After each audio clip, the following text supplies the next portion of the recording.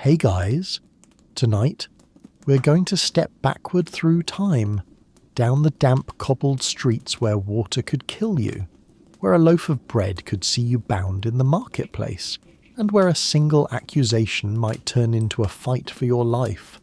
The medieval world was never ruled by reason, but by faith, by fear, and by laws so strange that you would probably never wish to be born in such a time.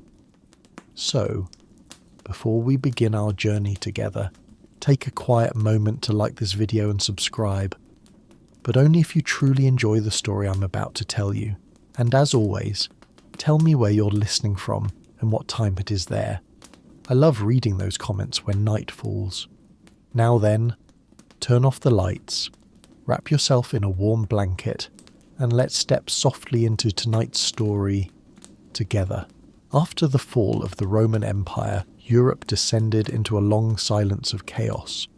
The cities that had once gleamed in marble now lay as cold heaps of stone, and Roman law, that vast system which once governed 6 million square kilometres, vanished within a single generation. By the 9th century in Western Europe, if your chicken was stolen or your cow was killed, or even if someone merely accused you of being bewitched by a stare, there was nowhere to seek justice. No courts, no judges, no police. Instead, people turned to the only thing still standing amid the ruins, God. When law no longer existed, belief was invented, and belief became law. The church, both sacred and practical, filled the void the empire left behind. Faith became the constitution, scripture became the legal code, and priests, the only ones who could read, suddenly became judges, prosecutors, and sometimes executioners. Every trial was a prayer in disguise. No evidence was needed, no witness required, for God will reveal the truth. It sounds beautiful until you understand what it meant, that God would decide who survived the torture to come. If someone was accused of theft, they might be ordered to carry a red-hot iron bar, walk 3 steps, and pray their hand did not burn. If the flesh healed, God had proven their innocence. If they died, well, God had shown that justice was done. One way or another, there was order, and so the Europe of the 9th century entered one of the strangest ages in human history, a time when miracles were accepted as legal proof. What we now call superstition, they called divine justice. For in a world without written law, without police, without logic, the belief that God is watching was the only thing keeping society from collapse. Who would dare lie, knowing the Almighty might strike them with lightning in the marketplace? Of course, God had a rather busy schedule. He could not attend every trial, so mankind found ways to assist his judgment. Priests would chant, villagers would gather, and the accused was committed to the judgment of God. A graceful phrase meaning they were thrown into icy water or made to walk through fire. Justice was done, not by reason, but by weather and luck. The strange and terrifying thing is that no one thought it strange. No one laughed when a pig was put on trial for murder. No one objected when a priest blessed the swords before a duel, so that God might choose the victor. In that world, God was not only the creator, but the supreme judge, the prosecutor, and the witness. Modern minds often ask, how could they believe such things? The answer is simple. They had no choice. When you live in a world where death may come from plague, famine, or one wrong glance at your Lord, believing that someone, even invisible, governs all this brings far more comfort than believing in men. Thus, the first laws of post-Roman Europe were not written on parchment, but carved into fear. Fear of God, fear of sin, fear of the silence of the heavens. Faith became the only fence between humankind and chaos, and like all fences, it kept them trapped inside. The church did not merely rule souls, it ruled bodies. A sinner, even for a small offence, could be excommunicated, a religious sentence that was also a social death. The excommunicated could not speak with others, could not share food, and when they died, could not be buried in holy ground. It was death twice over, of body and soul. Justice in this age belonged not to men, but to the eternal wrath of God. The irony is that this same faith, the one that made people tremble and obey, also saved them from complete ruin, because in a broken world at least there was something to believe in. However cruel or absurd, that belief kept the darkness at bay. And so, as the sun set behind the stone towers of the 9th century, in small churches scattered across Frankish and Anglo-Saxon lands, people knelt, lit candles and prayed for justice, believing that somehow God would reveal the truth. Of course, he often didn't. But in those days, if the outcome was wrong, it was the fault of men, not of God. That was the beginning of centuries in which faith replaced reason, and justice was a miracle proven only through blood, fire, or freezing water. A world which we, the children of reason, should be grateful to only hear about, and not to live within.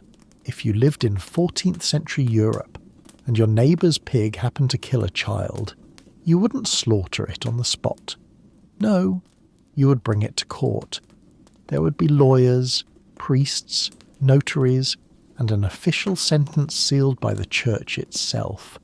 Absurd as it sounds, this was one of the strangest chapters in the history of justice, the age of animal trials.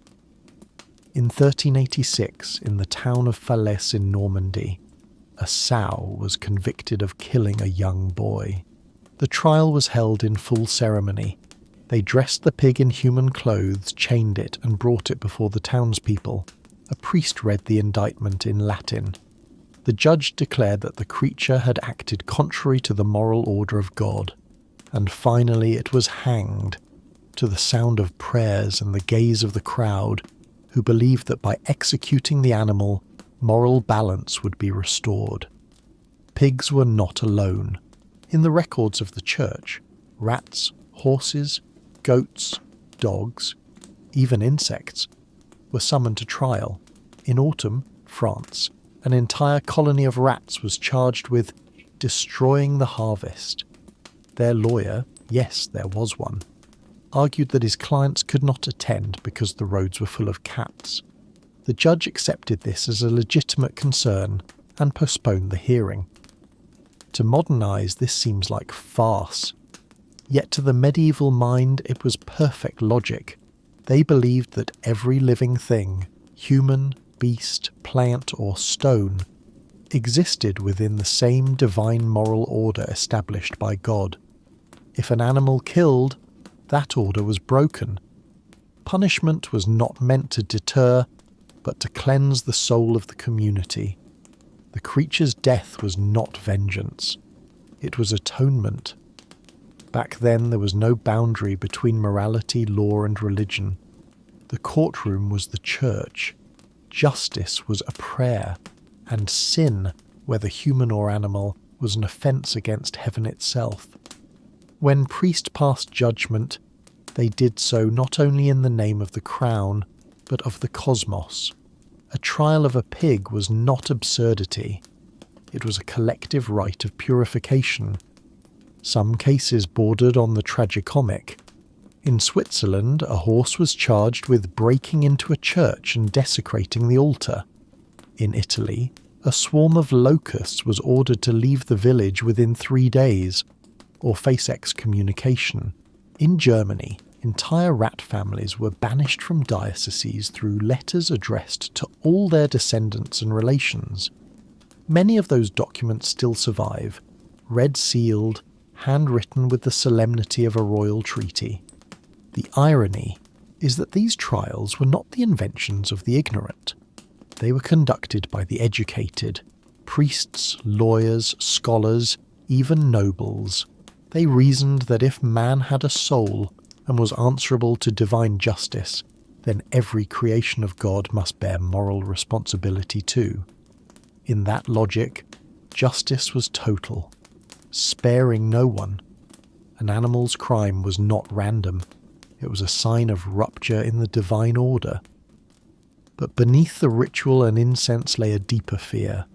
Fear of chaos. Fear that if crimes went unpunished, the world itself would slide into disorder. A pig killing a child, a hen laying a strange egg, a swarm of rats spoiling grain. All were viewed as acts of rebellion against the sacred design.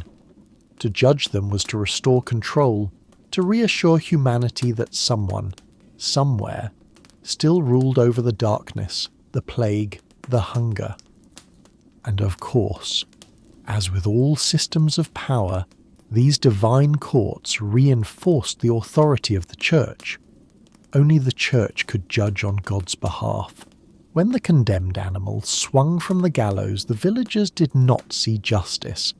They saw the power of those chosen to speak for God. From today's distance, it is hard not to laugh. But in the 14th century, a world without science, without germs, without the notion of accident, believing that a rat could commit a crime made perfect sense. Someone had to be guilty. And when humanity could not blame God, it blamed his creatures. These trials, strange as they seem, reveal a truth worth remembering. Medieval justice was never about discovering truth, but about restoring spiritual order. That was the difference between the law of man and the law of God. One built on evidence, the other on faith. And perhaps the most haunting part is not that they judged animals, but that they did it with utter seriousness. No one laughed, no one doubted, because they truly believed, with every breath, that God was watching, listening, and judging both man and pig alike. A world where every creature could be summoned to trial, where rats had lawyers and pigs faced execution, was a world both superstitious and eerily logical. A world where faith itself became punishment, and justice required no understanding, only obedience and a bowed head. 14th century Europe was a place so strange that even bells and roosters could commit crimes. And that's not a metaphor. They were truly tried, sentenced, and punished, exactly as human beings would be. It sounds like satire, but it was once a genuine part of medieval law and faith, a time when anything that stepped outside the familiar order was treated as a sign of sin. In 1389, in the city of Dijon, France, a church bell was charged with ringing at the wrong hour. It was accused of disturbing divine order, of leading villagers astray from worship, and of provoking the wrath of God. A church council was summoned. Clergymen, robed in black, wearing pointed caps, debated the matter with the gravity of a murder trial. At last the verdict was read. The bell was to be deconsecrated and exiled from the town. A procession formed. The bell was dragged away through the streets amid chants and drumming, while the villagers watched, fearful and fascinated, as though witnessing the punishment of a soul-turned traitor. No one dared to question it, for in that world a bell that rang out of rhythm could be a bad omen, a whisper that God was displeased. If one believed that every sound and object was part of his divine design, then a bell that failed its duty had, indeed, sinned.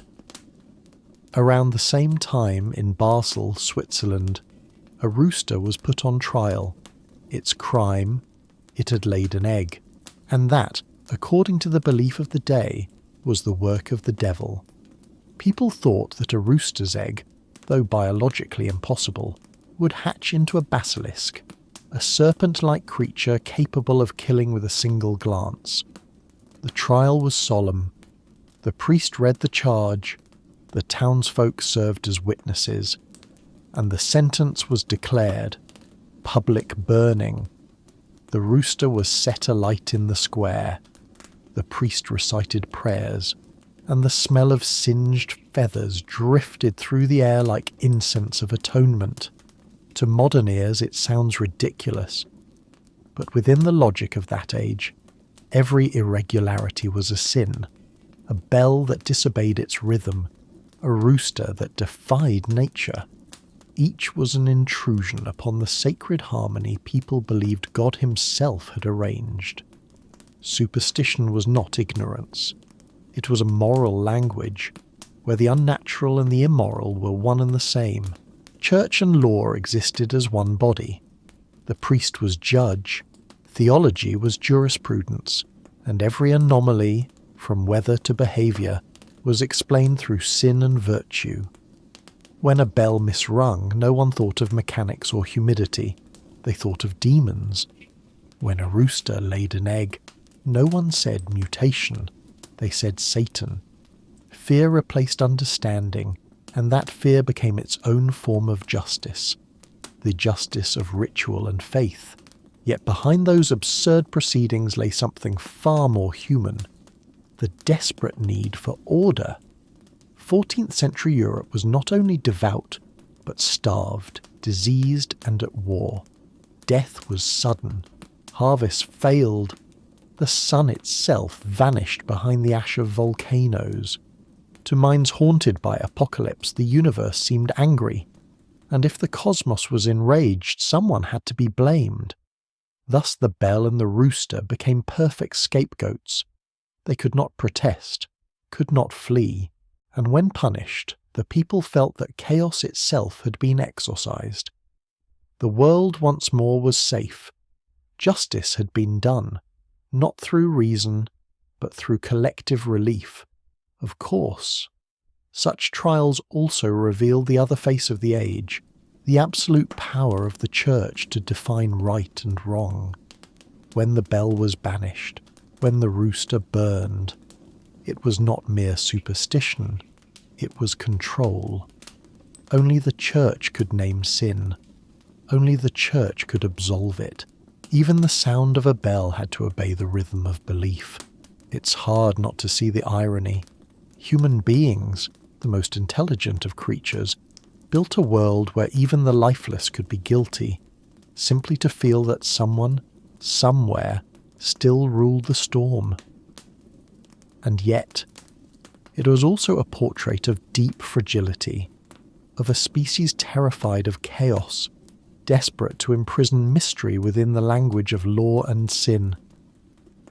Today, we laugh at the thought of banished bells and roosters on trial, but the same instinct remains. Whenever society faces the unexplainable, it looks for someone to blame. Once it was livestock and bells, now it may be outsiders, minorities, or a name whispered across the web. The need for a scapegoat, perhaps, never left us. Those bizarre trials, then, were not merely comedies of superstition, but rituals of fear draped in the robes of justice.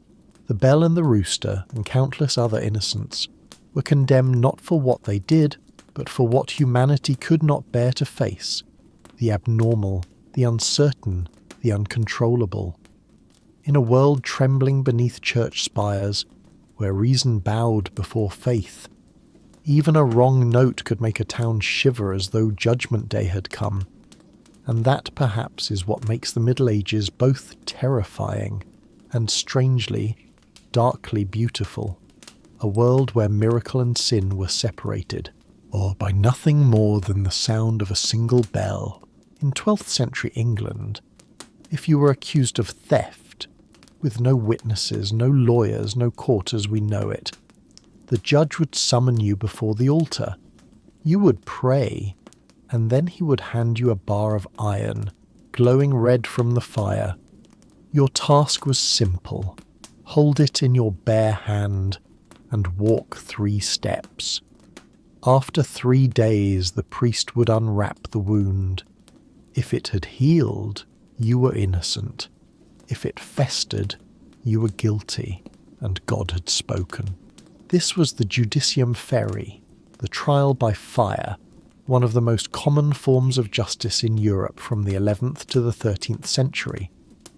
To the medieval mind, it was not torture, but a sacred ordeal. Fire, the symbol of God, was believed to recognize the pure of heart, sparing their flesh. Pain was not the purpose, it was the instrument through which the divine revealed truth. Chronicles from England, Germany and France describe scenes half religious, half macabre. In the village square the priest chanted the liturgy. The cross was raised high and hundreds gathered to watch. A woman accused of adultery, a farmer suspected of theft, a knight charged with breaking his oath. Each knelt before the flame, whispering the same plea.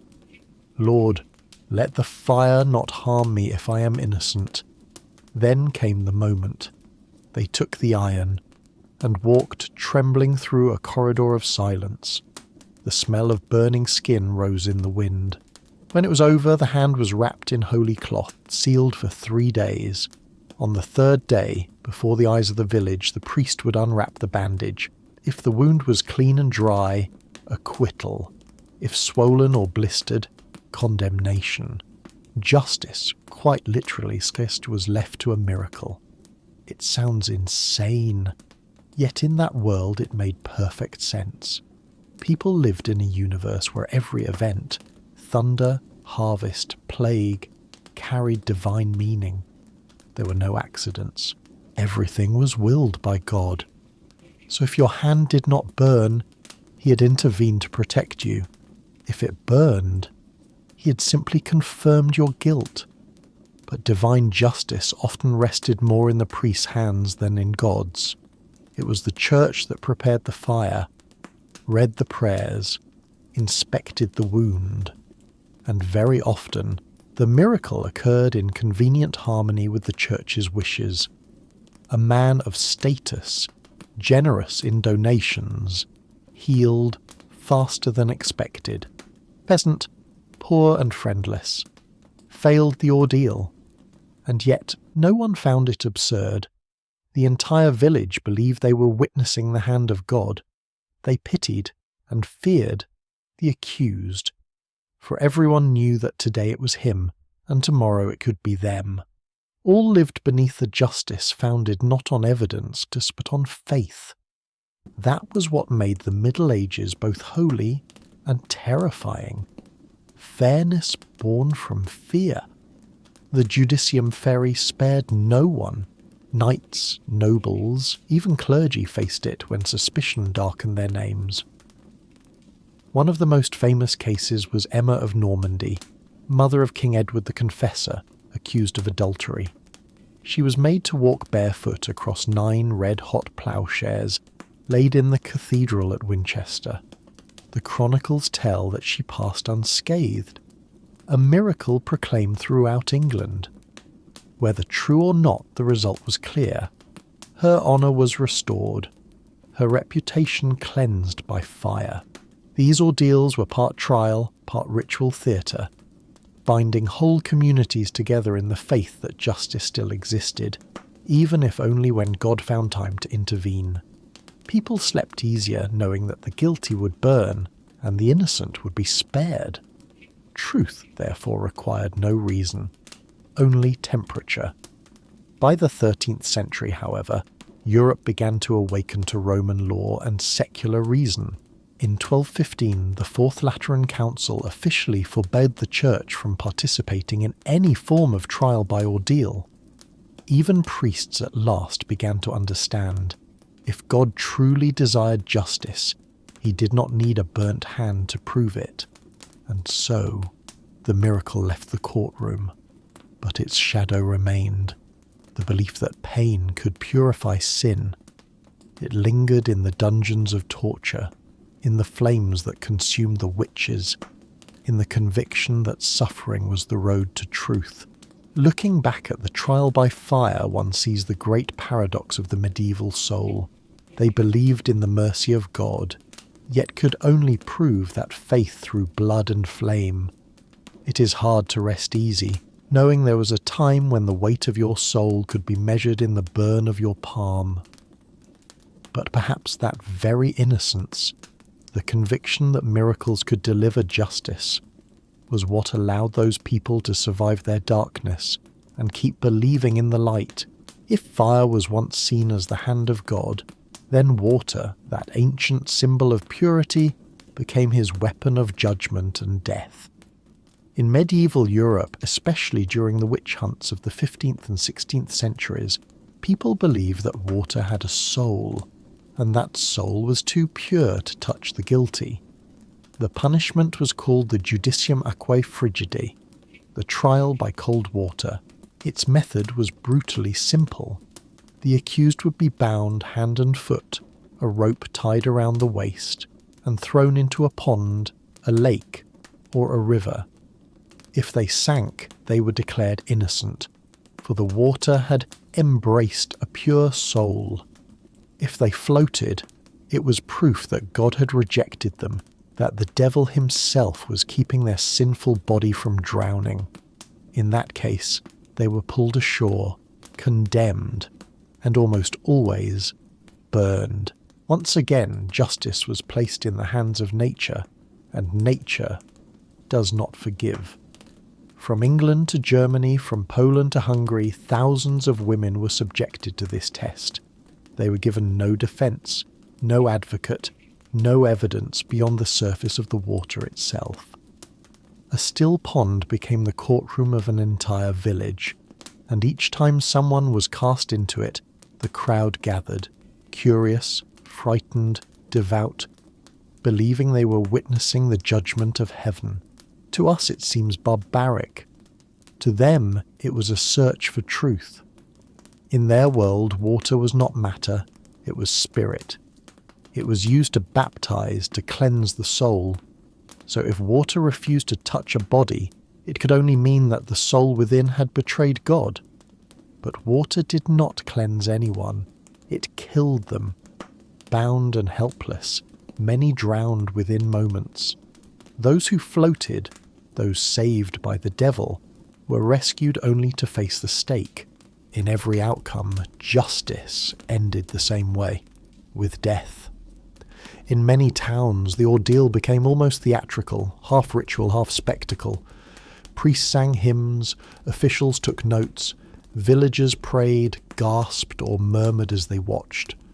The accused were often widows, healers, or women who spoke too freely, anyone whose existence disturbed the fragile order of a terrified world. And because that world could not understand them, it had to test them. Beneath it all lay one ancient fear, the fear of difference, the fear that evil might be hiding among the living, fear so deep that it turned water, the symbol of life, into an instrument of death. Ironically, this trial by water had much older roots, reaching back to the Anglo-Saxons, even to Rome. Originally it was reserved for crimes of treason or murder when no evidence could be found, but by the age of witch hunts it had become a tool of superstition, a legal excuse for mass killing dressed in the garments of faith. Water, then, was not merely a weapon, it was a mirror, reflecting a distorted kind of belief, in which people saw their own fear staring back at them. When society could not explain disease, disaster, or sudden death, it blamed witches. And to prove those accusations, it drowned the accused, as if by sinking them, it could bury its own terror. A record from Germany in 1547 tells of a woman named Anna, accused of drying the harvest by witchcraft. She was tied, thrown into the river, and sank instantly. The priest raised his cross and said, "She is innocent." But the villagers refused to believe. They claimed God had merely hidden her sins beneath the water. 3 days later they dug up her body and burned it. Such justice sought not truth, but comfort, for in a world of chaos, the idea that God will reveal guilt gave people the illusion that the universe still had order, even if that order demanded a life. By the 16th century, as the Reformation spread, some ministers and scholars began to denounce the ordeal. They asked, "If water can judge, why do we need scripture?" But their words drowned in the noise of fear. For superstition, when wrapped in the language of justice, is stronger than reason itself. What chills us now is not only the cruelty, but the logic that sustained it. Everyone believed they were righteous, that they were serving God. The victim, bound and cast into the water, was no longer seen as human, but as living evidence of sin. When we read those chronicles today, it becomes hard to tell where justice ends. A nightmare begins. A woman sinks, and they call it God's mercy. Another floats, and they call it divine judgment. History names it ordeal by water, but in truth, it was ordeal by fear, a trial of the human mind itself, a fear so vast that it made execution feel like salvation, and turned baptism's water into the grave of the soul. To recount these stories is not merely to remember an age of superstition, but to glimpse ourselves within it. For whenever humanity fears what it cannot understand, it still seeks to drown it, in laws, in accusations, in the flames of the crowd. And no matter how clear the water seems, it can never wash that away. If, in the 13th century, you were accused of treason, of assault, or of murder, you might not need a lawyer. All you needed was a sword, a shield, and the faith that God would fight beside the innocent. It sounds like something from a knightly romance.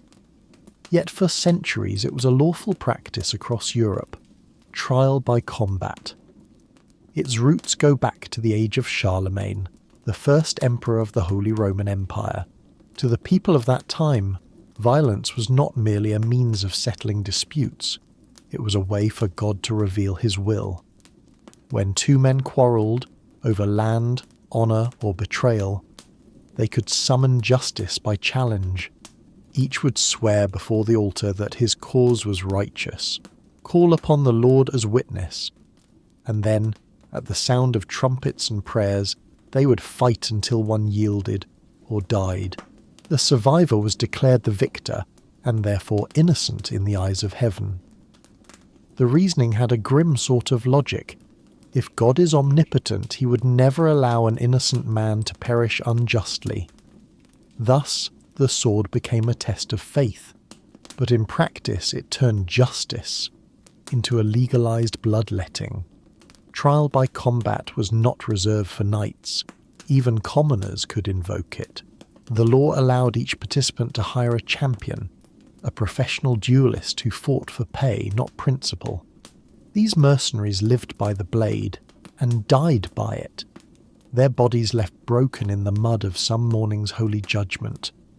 For the nobility, the ordeal took on the air of ritual. It was seen as a solemn union of faith, honour and strength. The scene often unfolded in a castle courtyard or a hastily built arena. Clergy stood by with prayer books. Nobles and royalty served as witnesses. The two combatants, armoured in gleaming steel, exchanged final blessings, then charged beneath the pale sun. A fatal blow was not murder, but divine intervention. One of the most famous duels took place in France in 1386, Jean de Carouge versus Jacques Le Gris, the last officially sanctioned trial by combat in French history. Jean accused Le Gris of raping his wife.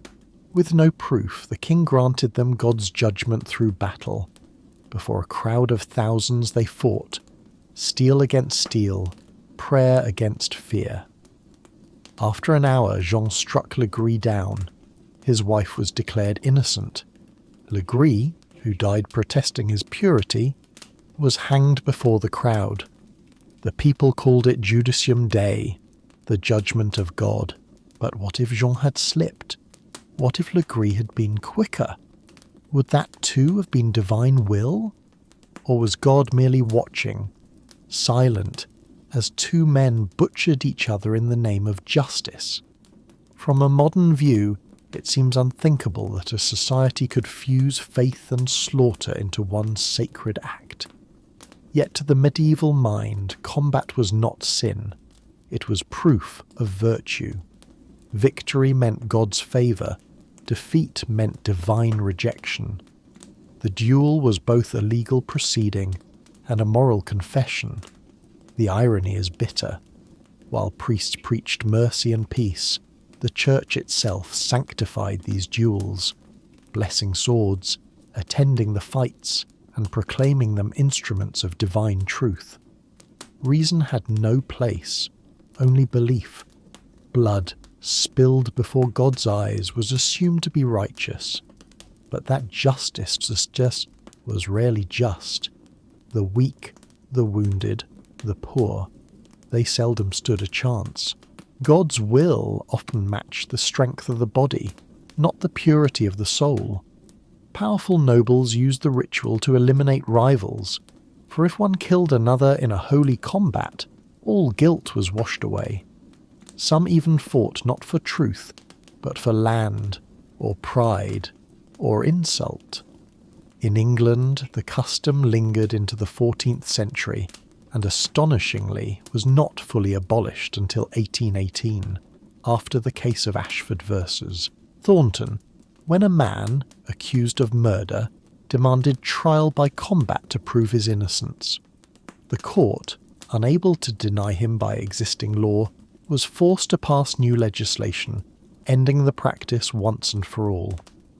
Looking back, the trial by combat stands as a mirror of the medieval world, a civilization convinced that violence could reveal truth.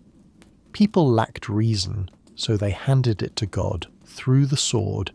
They lacked trust, so they put their faith in blood. And in that misguided faith, thousands died, believing their deaths were meaningful. Perhaps the saddest truth is this: those who watched believed it too. Villagers, nobles, priests, all shouting, praying, weeping as the victor knelt and thanked the Lord. They did not see murder. They saw a miracle. For in that age justice did not lie in reason, but in the flash of steel beneath the sun, a light they thought divine, though it was only the reflection of human blood. In the Middle Ages there was a man no one greeted, no one touched, no one wished to walk past, yet everyone needed him. In German he was der Scharfrichter, in French le bourreau, in English simply the executioner. He was the hand of justice and its shadow. In that age an execution was not merely punishment, it was a ritual of faith. When the blade fell, people believed the sinner's soul was released and the community cleansed of sin. The executioner was not a murderer.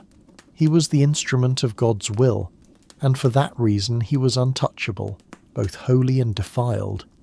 In Germany and France he was granted legal immunity. No matter how many lives he took, he remained pure before the law. It was the perfect medieval paradox. The only man permitted to kill was the one absolved of killing. Yet the price of that sanctity was exile. No one wanted to live near him. His soul was believed to be polluted. In many towns, his house stood at the edge of the city, near bridges, graveyards, or river crossings, where the living and the dead rarely met. His children were banned from schools. His wife avoided at markets. If his daughter entered an inn, customers quietly left. He was necessary, but unwelcomed, chosen by God, rejected by men. And so, shunned by society, the executioners built a world of their own. They married within their kind, forming entire dynasties of death. In Germany, families like the Schmidts of Nuremberg traced their lineage through centuries of service to the scaffold. Franz Schmidt, perhaps the most famous of them all, recorded every one of his more than 300 executions with almost devotional care. His surviving journal reveals a man of precision, restraint, and a haunting sense of duty. He described each beheading, each prayer murmured before the stroke, and the wine he offered condemned souls to calm their fear. He wrote that he killed to preserve order and soul, that his blade was not vengeance but purification. In an age of faith and blood, the executioner was perhaps the only man who understood both equally. But his work went far beyond the scaffold. Because he was considered unclean, he was tasked with everything others refused to do: disposing of corpses, cleaning sewers, slaughtering diseased animals, and, most unexpectedly, dissecting the dead. Yes, many medieval executioners were among Europe's first anatomists. They alone were permitted to touch human bodies. Some learned to open them, at first out of duty, then out of curiosity. By the 15th century, executioners in Germany and France were sometimes invited into medical schools to demonstrate anatomy to students who had never seen death so closely. A few became healers themselves, surgeons by necessity, treating wounds, setting bones, curing fevers, but the stain never left them. No matter how many lives they saved, they remained the killer God forgives. Their existence exposed a cruel contradiction at the heart of the Middle Ages. Society worshipped justice, but feared its hand. The executioner was paid well, protected by law, housed by the city. Yet to touch him was taboo. People believed even his shadow could carry sin.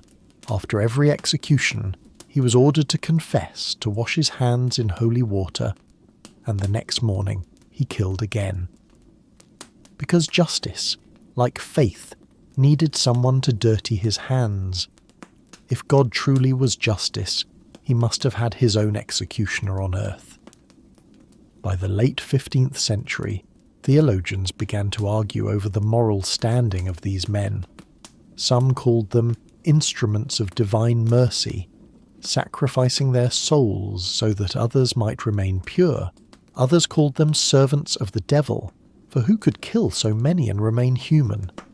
But when you read the words of Franz Schmidt, the horror lies not in cruelty, but in conviction. "I pray for their souls," he wrote, "and then I strike. If I do not, their souls will never rest." Perhaps that was the true essence of the medieval executioner, a righteous man within an inhuman system. He believed sin could be washed away in blood, and he was only the hand to spill it. Today his image no longer terrifies. It fascinates, as a mirror of a world trapped between fear and faith, between purity and violence, a world where justice had no face, only a cold hand raising the blade. And maybe that is why the executioner remains the loneliest figure of the Middle Ages, both sinner and saint, both servant and symbol, the one who reminds us that even justice needs someone to bear its guilt.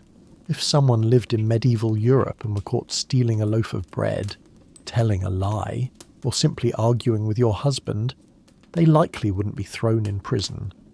Instead, you'd be dragged to the town square, your head and hands locked in a wooden frame called a pillory, and left there for all to see, while the townsfolk hurled whatever they could find: rotten eggs, wilted cabbage, or words sharp enough to cut deeper than stone.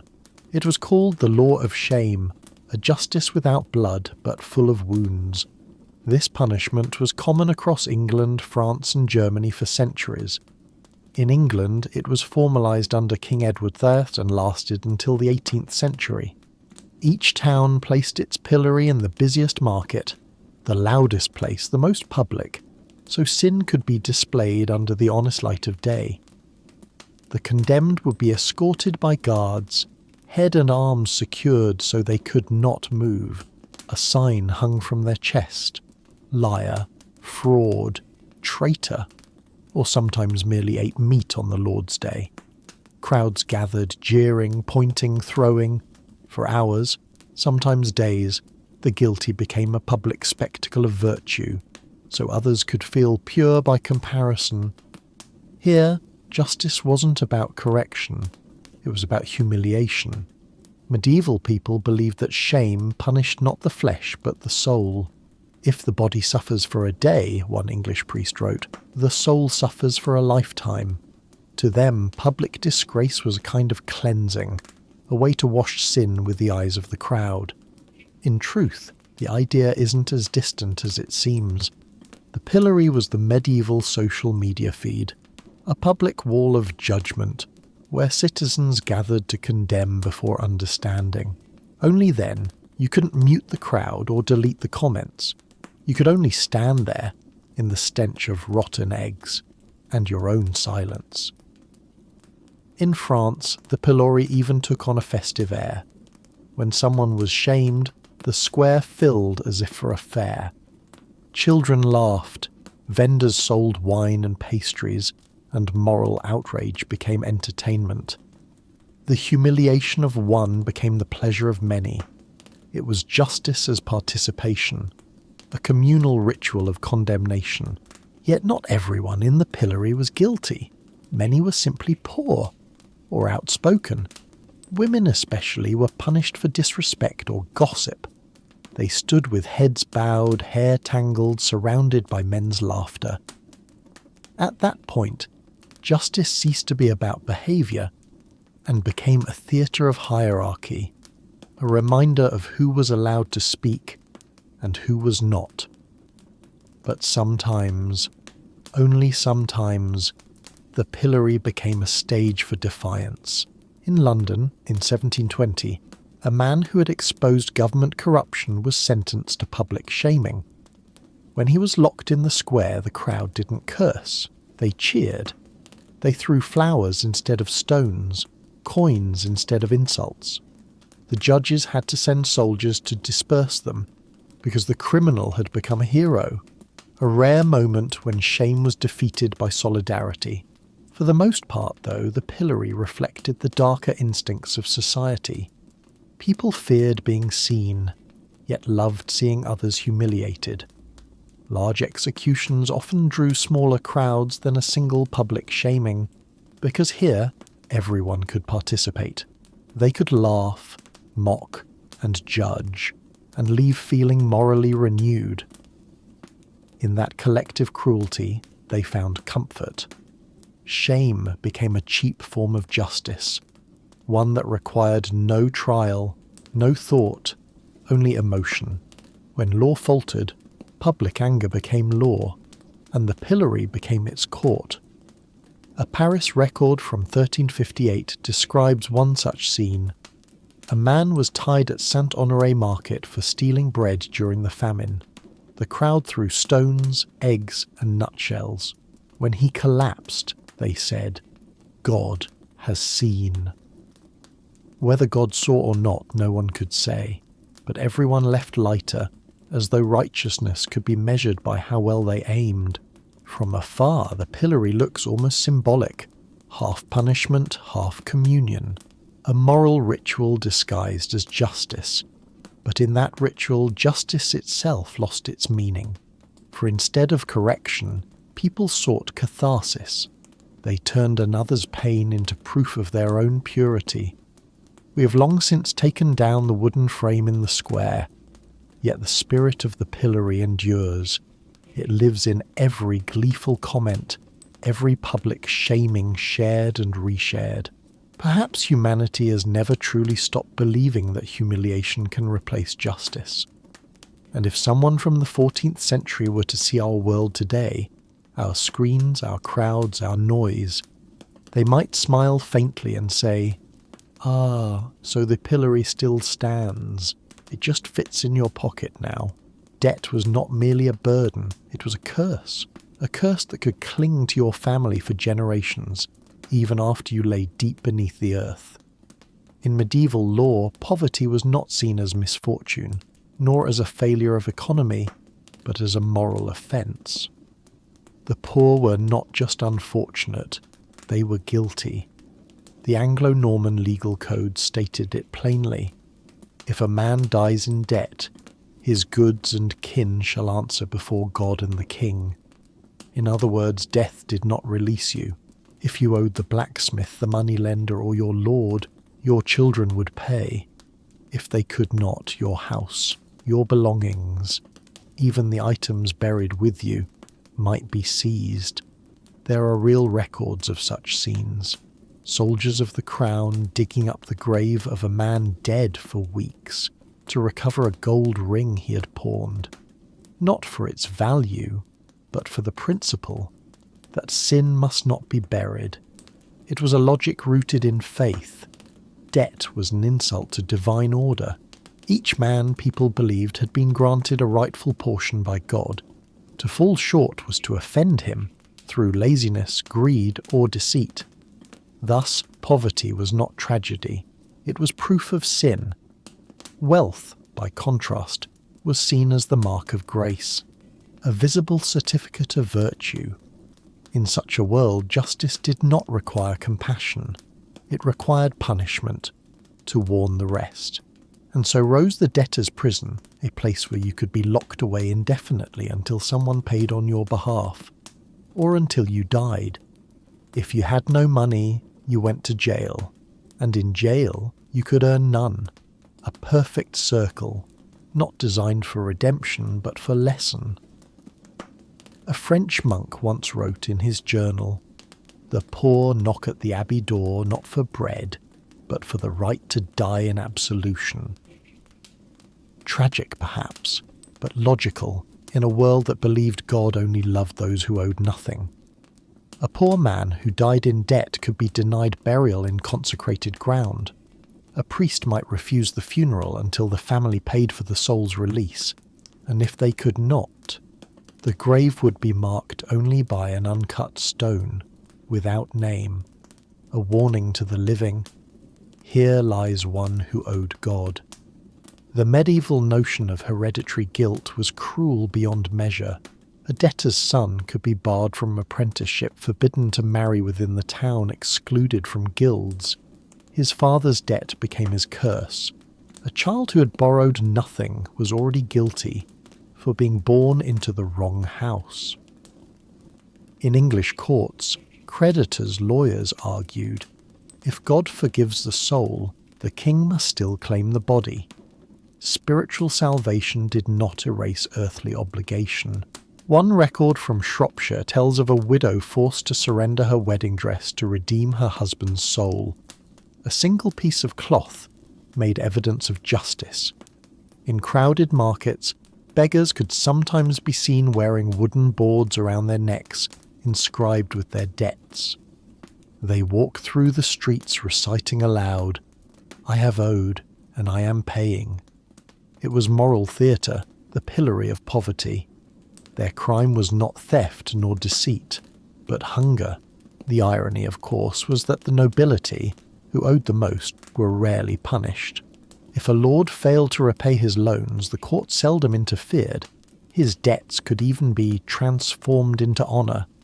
A nobleman's debt was evidence of ambition.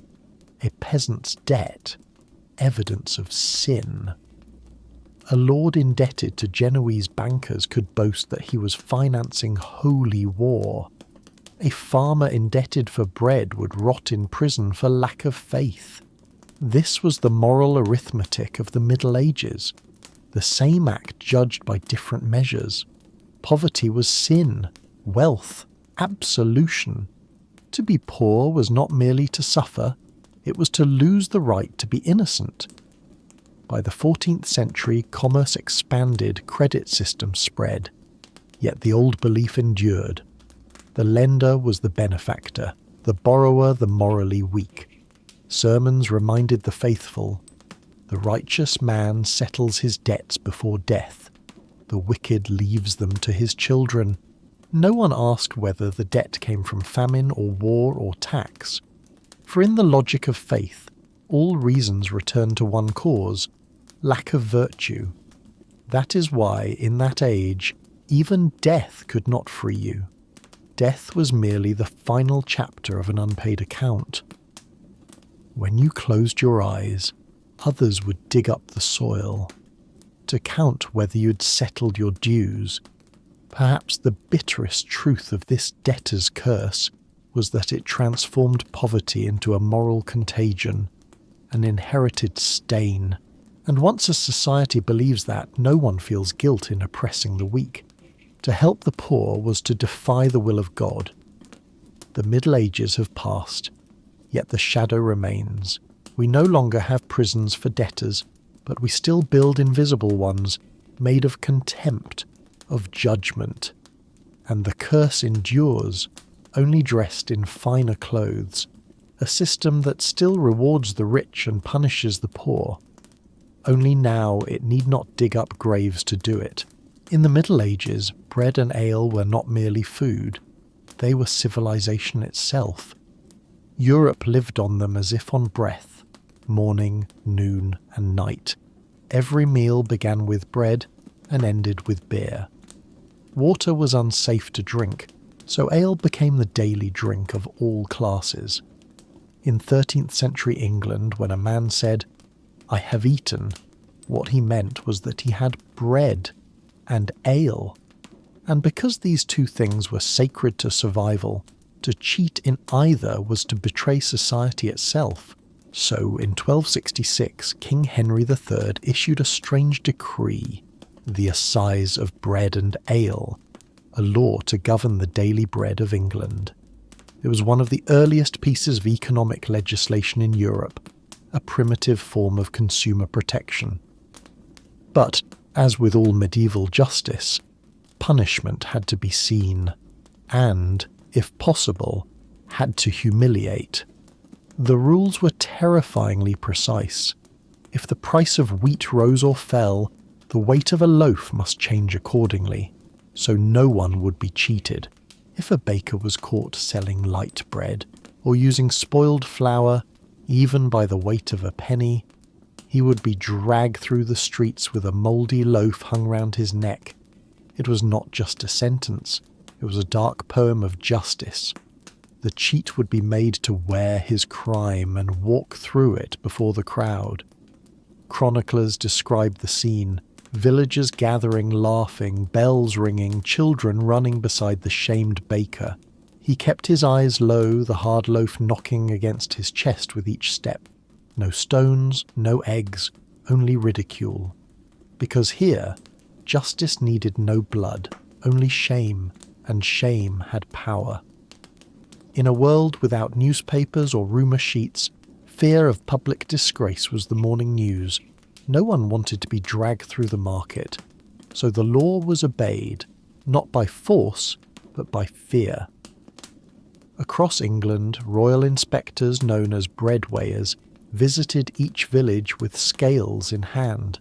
Any baker caught cheating was punished on the spot. A court record from 14th century York tells of a woman named Alice Baker, fined for baking underweight loaves on the feast of St. Michael. Her crime, 2 ounces short. Her punishment, to be tied and paraded through town, with the offending loaf hung like a medal of disgrace. Ale was judged by the same measure. Most brewers were women, and they too were bound by the Assize's strict code of purity and price. Those who diluted their beer or charged too much faced the ducking stool, the chair of humiliation. Bound fast, they were plunged into the river to cool their greed. It sounds comic now, but many drowned in the name of honest ale. Medieval law carried a strange kind of poetry, cruel but symbolic. If you cheated in bread, you carried bread. If you watered ale, you were drowned in water. If you lied, your mouth was bound with iron.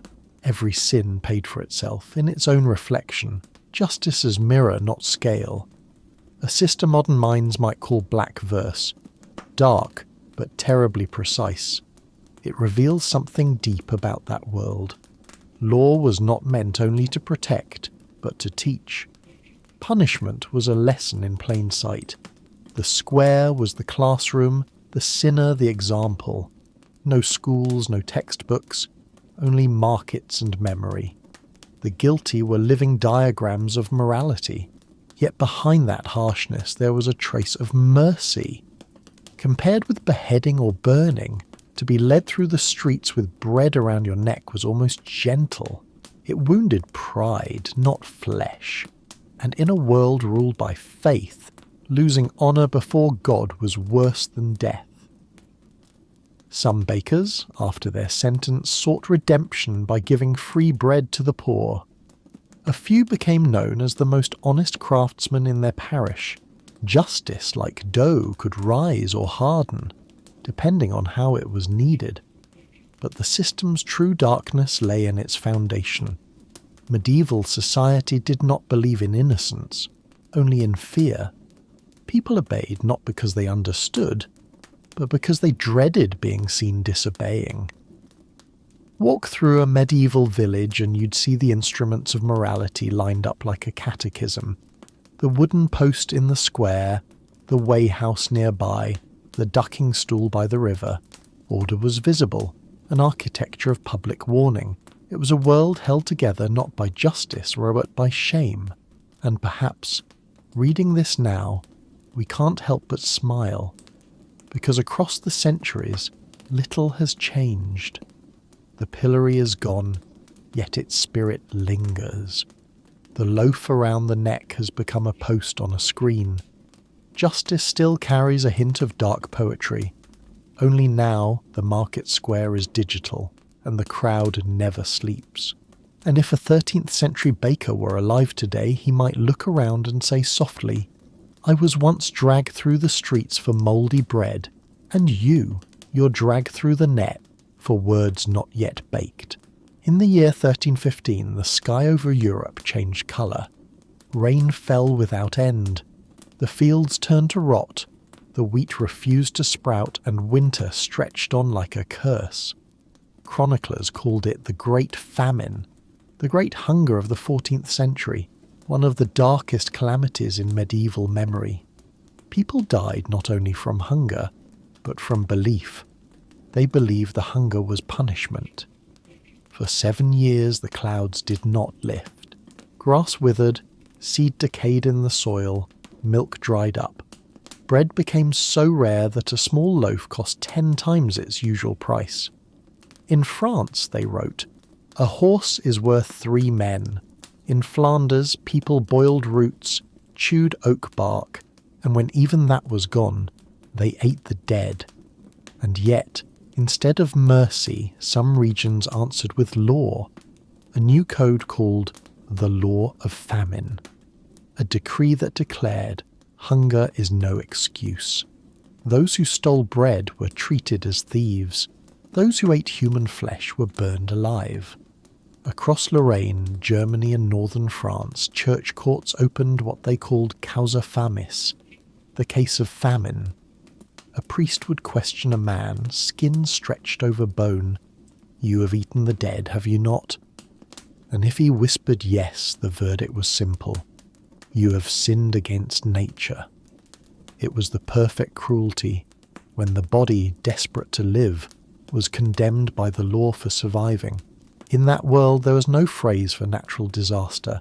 Every misfortune was divine will. Failed harvest, God's wrath, starvation, proof of sin, cannibalism, the ultimate betrayal of creation. So, the law of famine was not merely punishment, it was theology.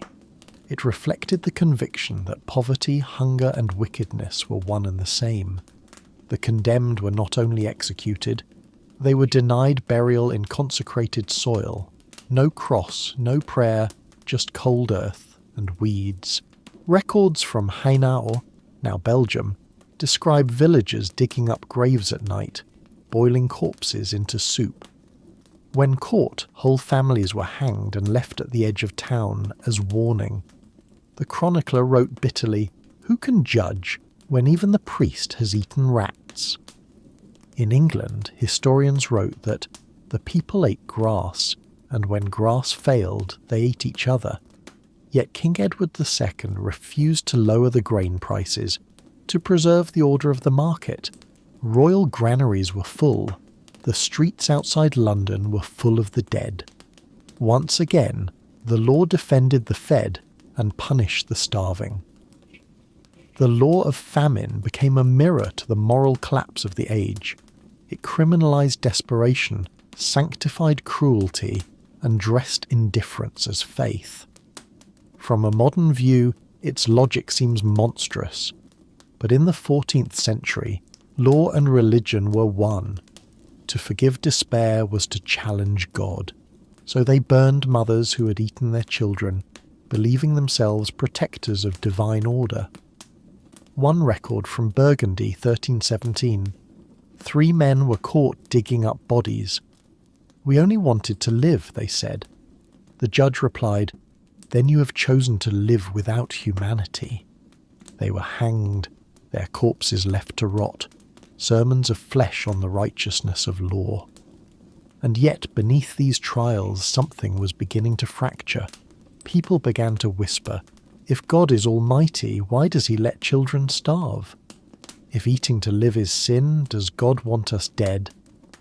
In the silence of empty fields, doubt took root. Historians later called the Great Famine Europe's spiritual winter. It did not only kill millions, it killed the faith that justice came from heaven. Afterward, a new thought began to surface. Tentative, dangerous. That law should serve man, not God. That poverty was not sin, but the symptom of an unjust world. That fragile idea, born in hunger, watered by rain, became the seed of modern justice. Perhaps that is the truest legacy of the law of famine, not its cruelty, but the mirror it held up to humanity. When a society believes suffering is the will of God, people stop helping each other and begin to judge each other. The famine passed, fields grew green again. But the crack in Europe's faith never healed, and even centuries later, when the sky darkened and bread grew scarce, people still remembered. There was once a time when hunger was a crime and despair was punished as sin. From that long winter, humanity learned, slowly, painfully, a truth deeper than any law. Justice cannot feed the starving, and when law loses its mercy, only forgiveness remains.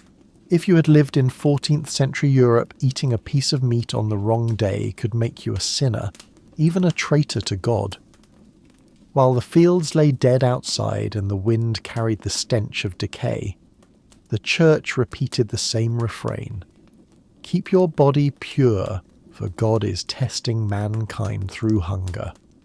The law of fasting, first imposed in the 11th century and lasting for centuries after, commanded that for 160 days of every year no one was to eat meat. Not only during Lent, but every Friday, every holy feast, every saint's commemoration. Half your life lived without flesh. For the nobles it meant little.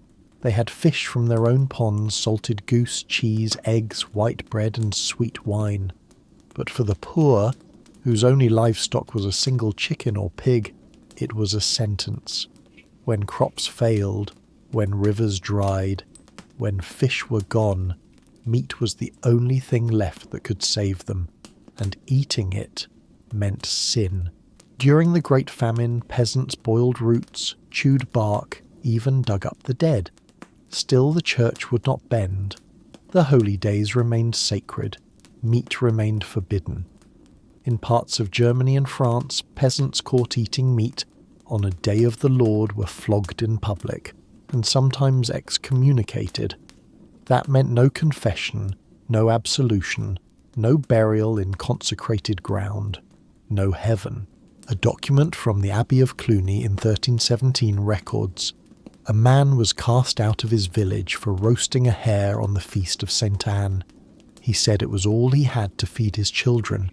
The priest replied, God tests faith, not the belly. That was the heart of the age. Faith raised above life itself. The hungrier people became, the more loyalty was demanded. For the medieval church, food was never merely food. It was morality made visible. To eat too much was gluttony. To eat on the wrong day was sacrilege. To eat red meat was to awaken the beast within, to stain the soul. Fish, pale and cold, symbolized purity and obedience. Thus, a fish was holy, a chicken was sin. No one dared argue. By the 13th century, monasteries along the coast had found convenient exceptions. Beaver, seal, even porpoise were reclassified as fish, since they lived in water and could be eaten in Lent. A small miracle of semantics reserved for those with influence. That was one of the great ironies of the Middle Ages. Moral law bent easily for the powerful, but stayed rigid for the weak. While monks dined in cold stone halls on salted salmon and prayers, the peasants outside could be punished for roasting a scrap of pork to keep their child alive. They were branded the hungry but faithless. Hunger, to the church, was never a reason. It was a test. And so, across generations, faith taught people that to endure hunger was holy. To eat was sin. In a world where justice spoke the language of heaven, survival itself became something to confess. Imagine a poor woman sitting before an empty hearth, her child trembling beside her. In the corner, a strip of dried meat, the last of a pig slaughtered before winter. But it is Friday. To eat is to sin. To refrain is to watch her child die. Between two sins, the law recognizes only one: eating. No record preserves her tears, only the verdict. She profaned the day of the Lord. The law of fasting was more than religion. It was a machinery that moralized poverty. It taught that deprivation was virtue and suffering proof of faith. But like all systems built on pain, it soon turned belief into control. The hungry prayed harder, believing it the only way to be saved. The fed feared sin, believing obedience the only safety. Both knelt, and the church, silent above them, ruled by the emptiness of their stomachs. Centuries later, reformers began to protest. Theologian John Wycliffe wrote, "They speak of the sin of meat, yet they themselves devour the souls of the poor." It was not only a rebuke, it was the first flicker of reason, a whisper of the coming Reformation. The realization that if God is merciful, he cannot condemn a man for eating to live. Seen now, the Church of Hunger was more than a dark chapter. It was a monument to how faith, twisted by fear, becomes a chain, when law turns meals into rituals, when holiness is defined by an empty plate, compassion dies beside hunger. And perhaps that was the truest tragedy of the Middle Ages. They mistook suffering for justice and devotion for cruelty. For surely if God existed, he would never wish his children to die of hunger, merely to be called devout. In the medieval world, clothing was never just clothing. It was the language of class, a fabric passport that you were forbidden to counterfeit. Across England, France and Italy from the 13th to 15th centuries, what you wore was not a matter of taste. It was a matter of law. These were the sumptuary codes, the strangest statutes of their age, laws that dictated not only what you could own, but what you could appear to be. A peasant might wear only coarse linen or grey wool. A merchant, though prosperous, could dress in dyed fabric but never silk.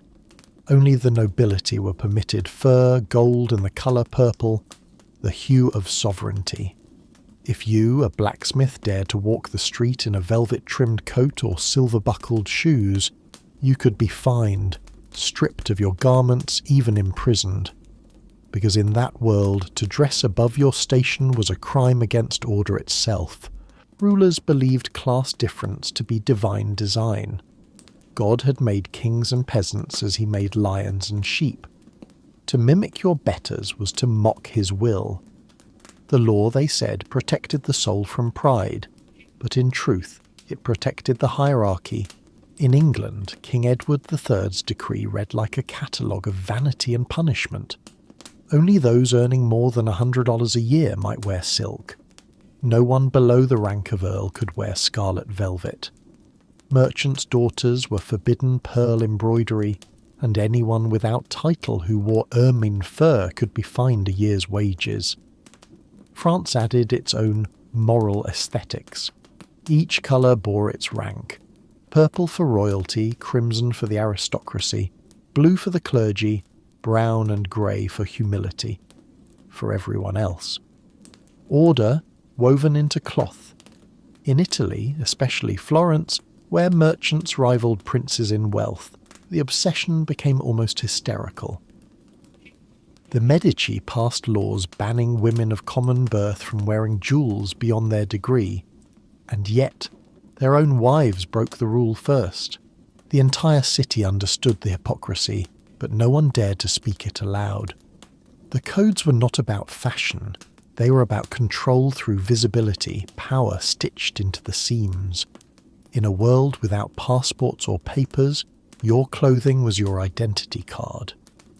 The moment you entered a church, your rank was known by the thread on your sleeve. It decided where you sat and whether you could speak. The laws also worked like quiet propaganda. They trained the poor to feel content in rough cloth, to believe they were unworthy of beauty. When poverty becomes written into law, it ceases to be tragedy. It becomes morality. Preachers warned that to dress above one's estate was the sin of superbear pride. God, they said, would punish the false crown by heating it red hot in hell. Those who broke the code were sometimes stripped naked in the marketplace, a spectacle of shame disguised as virtue. But behind this justice in fabric lay a harder truth. The law was never meant to prevent sin, only assent. For this was the century when merchants were rising. They had money, but no titles, land, but no heraldry. They funded cathedrals, lent gold to nobles, and began to dress like them. To the feudal elite, that was a threat. If a merchant could afford silk, soon he might afford power. And so, the sumptuary laws became the last fortress of class. If you cannot forbid wealth, forbid the look of it. In this way, the codes were one of Europe's earliest and most subtle instruments of cultural politics. They turned garments, colours and textures into a weapon of hierarchy, and more dangerously, they made obedience self-inflicted. When people begin to feel guilty for wanting a fine coat, the ruler no longer needs chains. He rules through conscience. Power becomes habit. Shame becomes faith. Like so many medieval laws, these decrees were both absurd and terrifying. Absurd because nothing is more fragile than power woven from cloth. Terrifying because it worked. For centuries, no one dared to look richer than they were. And then, history smiled. The very symbols once reserved for nobility, silk, velvet, and purple, became emblems of freedom. In the Renaissance, it was the merchants, those once forbidden, who wore silk openly, declaring, "No colour belongs to God alone." Today, when you put on a purple coat or crimson velvet, you're wearing what was once illegal. And in that quiet act of beauty, there lingers an old defiance, the whisper that no one has the right to measure your worth by the cloth on your back. Once, a garment was a border between classes. Now it is only fabric. And as history has shown, true elegance has always belonged to those brave enough to wear what was once forbidden. In Venice, simply wearing a mask in the street, not to rob, not to deceive, only to celebrate, could get you arrested. Because in that city, even the act of hiding your face was a privilege. Venice, the bride of the sea, glittered with wild festivals and endless balls, where lutes sang and masked figures drifted through incense and laughter. But beneath the splendour lay a web of cold, meticulous laws. Only nobles and wealthy merchants were permitted to wear masks during Carnival. Commoners were not. A mask, meant to erase class, became the clearest mark of it. Edicts in Venice and Florence were explicit. Only those of noble rank or guests formally invited to a masquerade might conceal their faces. Anyone else risked fines, flogging, or banishment from the streets during the festival season. The official reason sounded righteous: to prevent criminals from abusing the sanctity of the feast. The real reason, as always in the Middle Ages, was power and the image of power. The noble was allowed to wear a mask because he was honourable enough not to need it. The poor, if masked, became suspect, deceitful, dangerous, pretending to be someone they were not. In other words, only those with status were permitted to escape their status. Ironic, isn't it? In Venice, the city of masks, only a few were free to be faceless. Carnival was meant as a season of inversion. Slaves played nobles, women became men, the poor mocked the rich. And precisely because of that power, rulers grew afraid. A society without faces is a society without classes, and in Venice, where every colour, every pattern carried a political meaning, that was intolerable. Thus came the decree: no one beneath the rank of patrician shall wear a mask outside the season. No one but the nobility shall wear one by night. Masks were banned in church, at market, on bridges. Even covering your face against the winter wind could be treated as a crime. The irony deepened.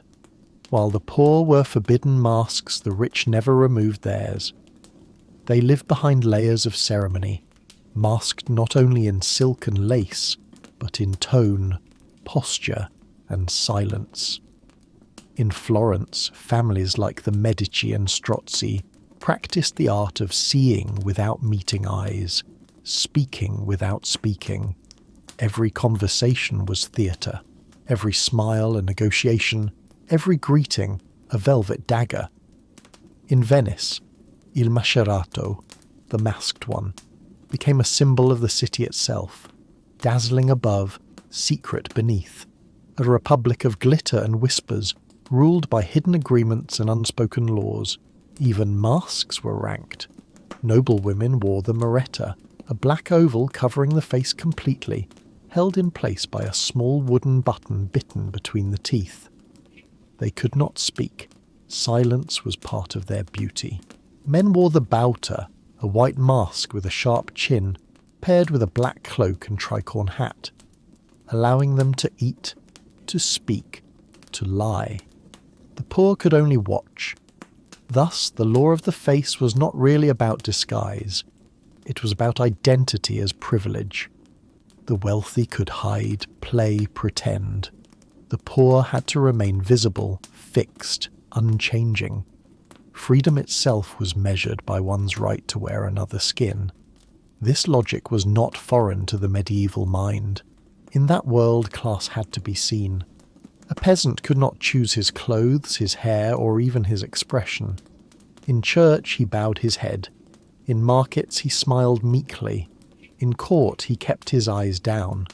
His face, quite literally, belonged to the system. The mask, symbol of freedom, belonged to those who needed no freedom at all.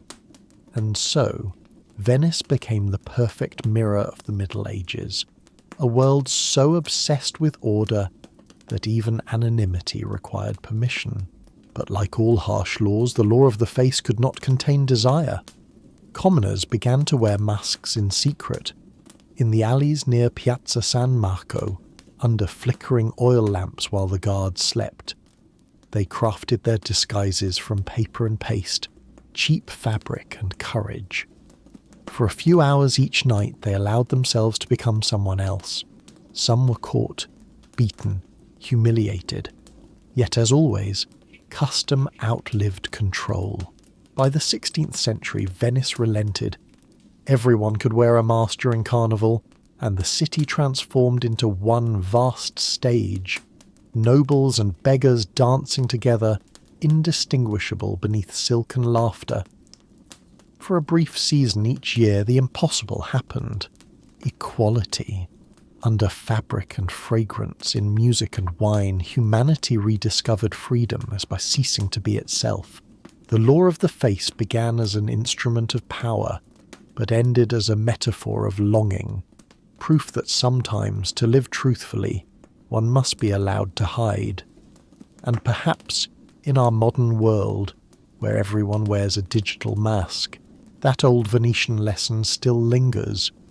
Deceit is not in hiding the face, but in being forced to wear only one. Imagine having 10 neighbours, people you know to the sound of their footsteps, the rhythm of their cough. You work the same fields, pray in the same church, drink the same warm ale at the timbered tavern by the road. And the law says this: if one of you commits a crime, all 10 will be punished. That was the Frank Pledge, one of the most intricate and quietly terrifying systems of social control in medieval Europe. It sounded at first like a form of solidarity, the spirit of community. In truth, it was a web of surveillance woven from fear. Frank Pledge emerged in England after the reign of Alfred the Great and matured under the Normans. The idea was brutally simple. The king wanted order, but lacked soldiers to police every village. So each 10 adult men were bound into a group, a tithing. They swore to keep one another pure, to ensure that no man in their circle would steal, fight, or flee. If one did, the others had to produce him before the court, or pay the price themselves. It worked, but not as virtue, as vigilance. The system turned every villager into an enforcer. You could not live in peace if your neighbour looked suspicious. You could not act freely because your mistake would cost others their grain, their cattle, their lives. And so everyone watched everyone. A village became a prison without walls. Medieval records preserve absurd tragedies. A man fined because he failed to report his neighbour's secret departure at midnight. Another ruined because he gave shelter to a thief, without knowing it. When one man fled justice, 9 others lost their land. In an agrarian world where a single cow meant survival, one person's guilt could destroy 10 families. Frank Pledge was, in essence, a forced self-governance. It trained obedience not through morality, but through mutual terror. Some historians call it the village eye, because under it nothing was private. Every whisper, every delay, every silence could become a signal of guilt. Who needs policemen when fear does the work? And so, trust, once the glue of community, became its poison. When your neighbour's mistake could starve your children, friendship curdled into suspicion. When you had to betray a friend to save yourself, goodness itself became dangerous. Yet the system endured for centuries. It shaped the early roots of communal law, sureties, bail, public responsibility. Versions appeared across Europe, in France, Germany, Switzerland, under new names, but the same logic. The hue and cry obliged every villager to chase a criminal when the alarm bell rang. Refused to join the hunt and you were punished as an accomplice. Thus people feared not only crime, but inaction. Silence itself became unlawful. Frank Pledge is the clearest example of how the Middle Ages turned fear into governance. Without police, without prisons, without bureaucracy, the system weaponized conscience. They called it community justice, but what it created was collective guilt. Order achieved through suspicion. Picture a village in Yorkshire circa 1200. Someone loses a knife. The tithing is summoned. Each man swears innocence but one. The quiet one, the odd one, is accused. The rest, desperate to avoid the fine, hand him over. He's flogged, his house burned, his name erased. A week later the knife is found in the grass. No one speaks. Sunday comes. They kneel in the same church pretending nothing happened. That was the law of the village eye. Sociologically it worked. Crime dropped, order held. But the cost was invisible, the slow death of trust. When survival depends on watching others, morality turns to compliance, and justice becomes a ritual of fear. The village became a miniature of feudal power, the king watching the lords watching the peasants watching each other, and no one ever dared to look up. It fit perfectly with theology. God, they said, sees everything. The frank pledge simply gave him more eyes. When people believed their neighbours were the eyes of God, obedience became holiness. No prison was needed, only the illusion of being watched. From a distance, the system seems barbaric, but if you look closer, perhaps not so foreign. The village eye never really died. It changed form, in gossiping neighbours, in surveillance cameras, in the invisible judgment of social media. We still live, in our own way, inside the gaze, still whispering, still watching, still afraid to be the one who stands apart. The Middle Ages understood one truth very early, that nothing disciplines a person more completely than the feeling of being seen. And perhaps the darker truth is this: we've never truly escaped that gaze. In the medieval world, you could be forgiven for being poor, ignorant, even ugly. But there was one thing you could never do without permission: fall in love.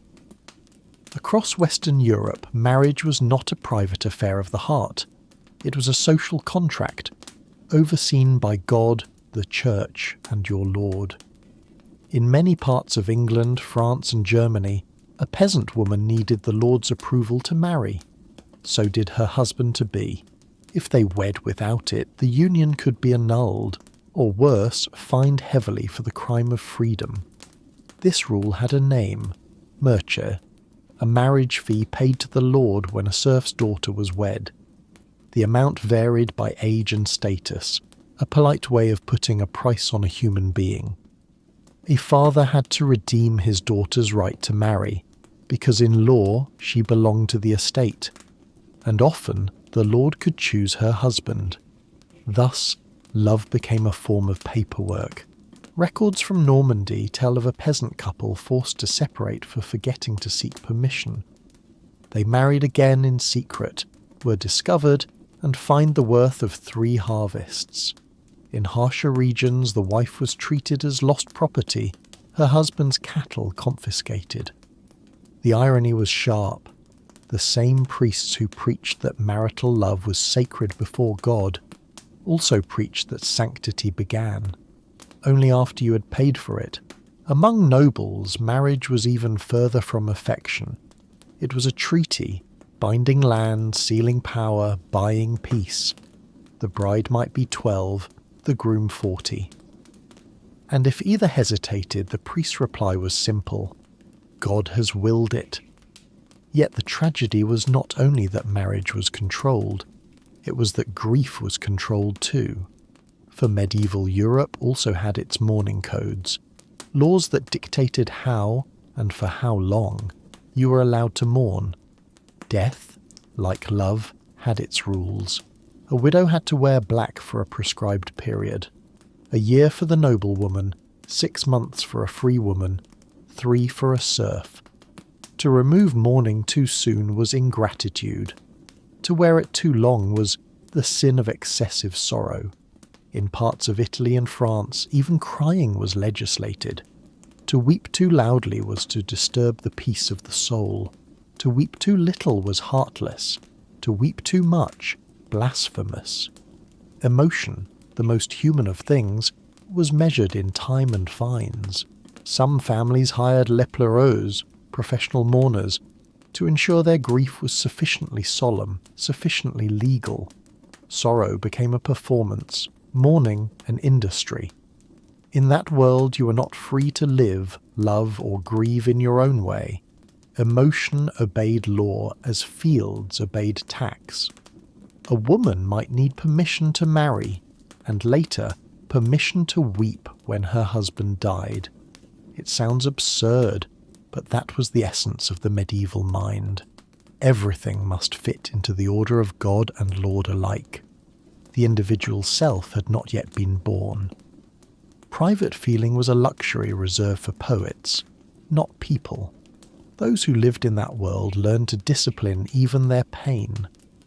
If you mourned too deeply, someone would remind you it was God's will. If you loved the wrong person, God did not choose them. If you wanted to live for yourself, do not resist fate. And so the world endured, quiet, ordered, and cold as an abandoned chapel. From a modern eye, these laws seem cruel, but they came from a profound medieval fear, the fear of chaos. After centuries of famine and war, Europe believed only total order could keep it from collapse, and so it sought to govern the ungovernable, love, grief, and tears. But the more emotion was bound, the more the heart strained against its cage.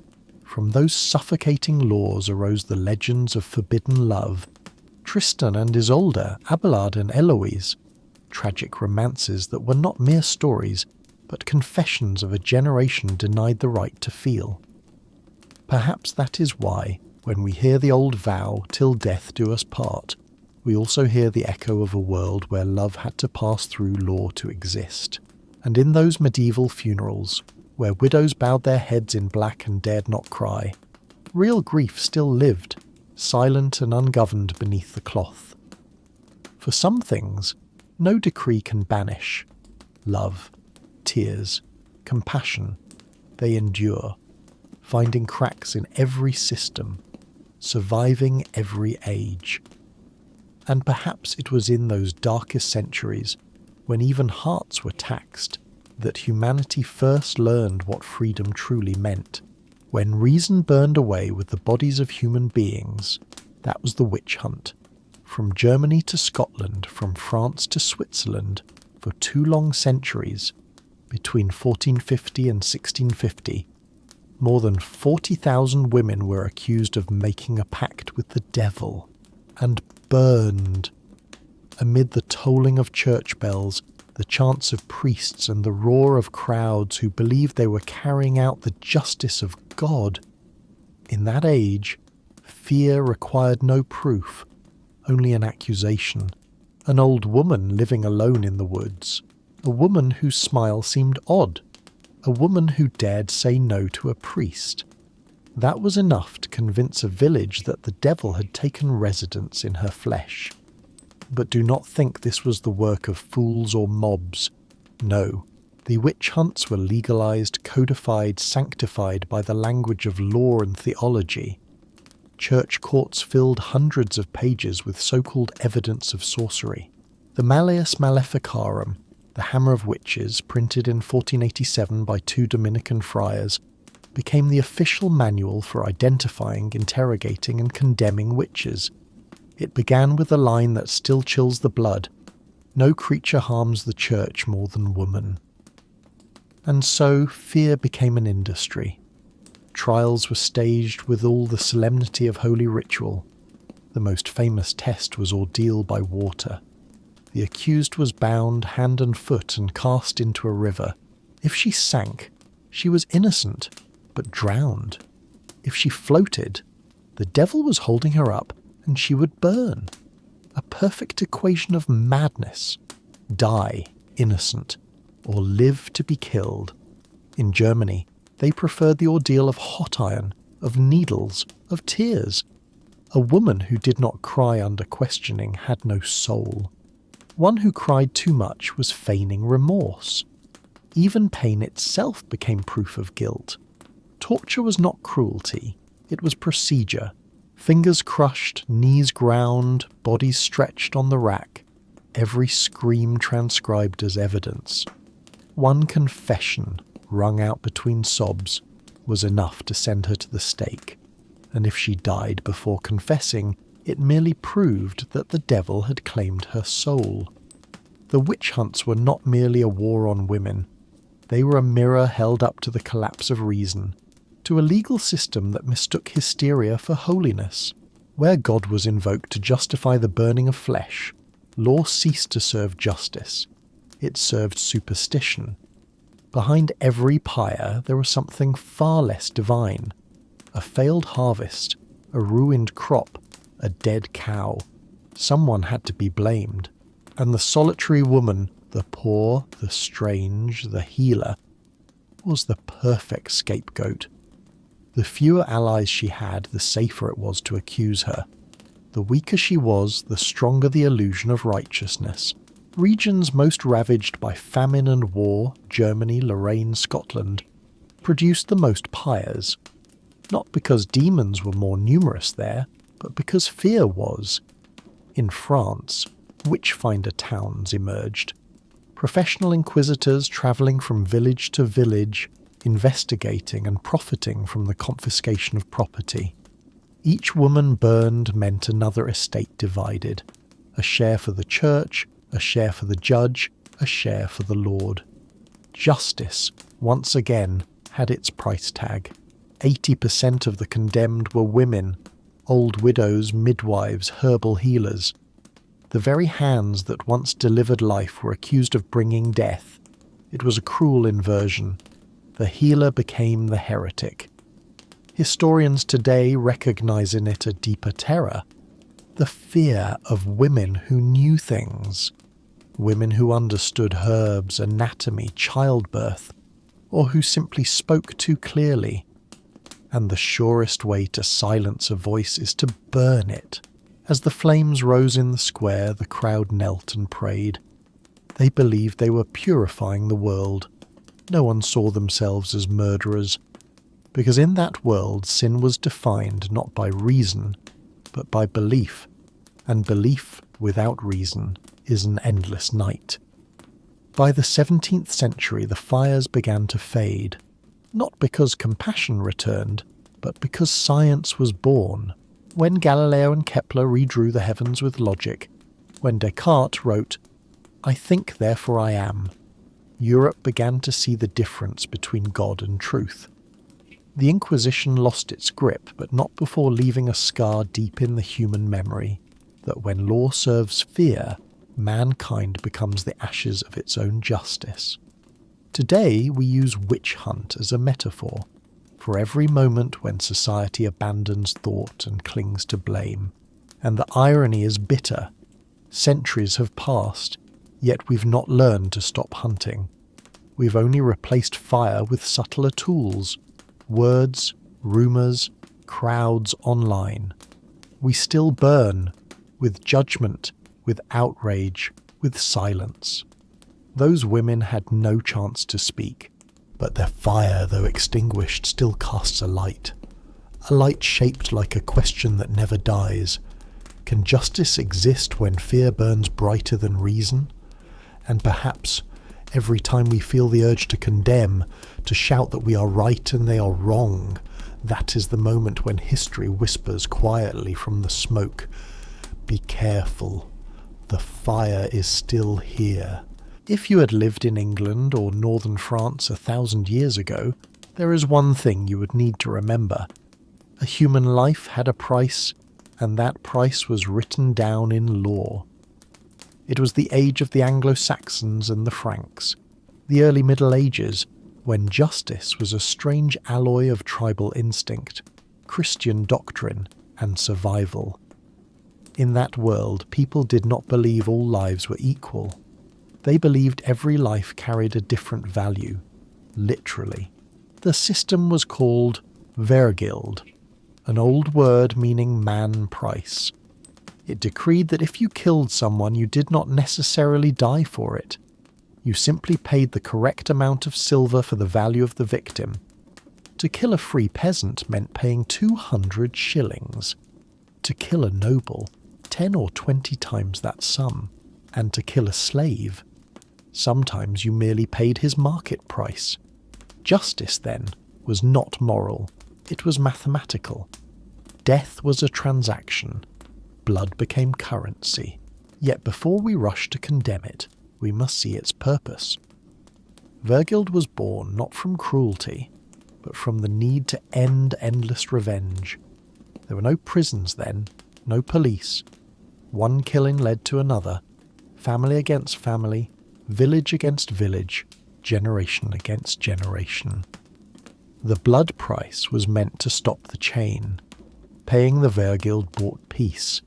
It was justice you could afford. But as with every system that can be paid, it quickly became a privilege. The rich could afford forgiveness, the poor could not. A noble killed a peasant, he paid. A peasant killed a noble, he hanged. On parchment, Vergild preserved order. In practice, it sanctified inequality.